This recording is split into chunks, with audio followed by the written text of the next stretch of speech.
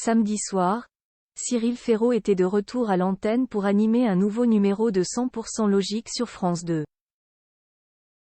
Une soirée qui a encore une fois passionné le grand public, au point de signer un record d'audience.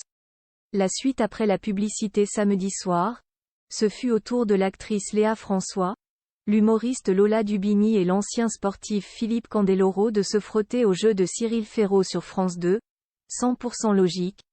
La réponse est sous vos yeux. Tous trois se sont confrontés aux 100 candidats, venus pour gagner jusqu'à 100 000 €, dans la bonne humeur. Ils ont même eu droit à une performance de Zinedine Tadjer et Adam Jacqueret, deux champions de karaté. Ils prenaient ainsi la suite de Nicole Ferroni, Damien Thévenot et Jean-Philippe Janssens venus jouer la semaine dernière lors d'une soirée qui avait été couronnée de succès. En effet, ce sont 3,53 millions de téléspectateurs qui avaient répondu aux questions avec eux, battant ainsi le prime de la Star Academy sur TF1, 2,56 millions. 100% de succès hier, le concurrent de 100% Logique était cette fois malheureusement plus fort sur la une. Il faut dire qu'il s'agissait de l'équipe de France de football qui affrontait le Gibraltar. Les Bleus de Didier Deschamps se sont très largement imposés en inscrivant pas moins de 14-0 dans le cadre de la qualification à l'Euro, sous les yeux de 5,69 millions de supporters.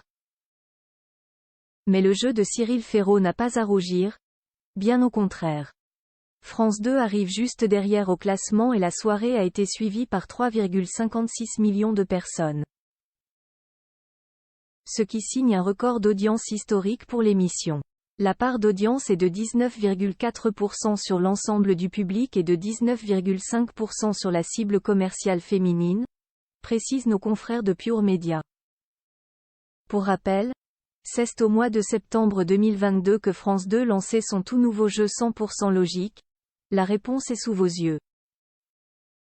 Les règles sont simples comme l'a de nouveau expliqué Cyril Ferraud samedi soir.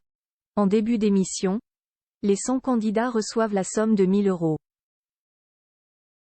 Mais en cas de mauvaise réponse ils sont éliminés, et leurs 1 000 € vont faire grimper la cagnotte globale de l'émission.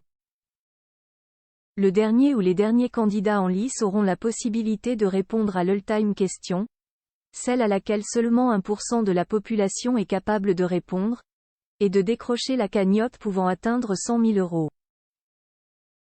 La suite après la publicité.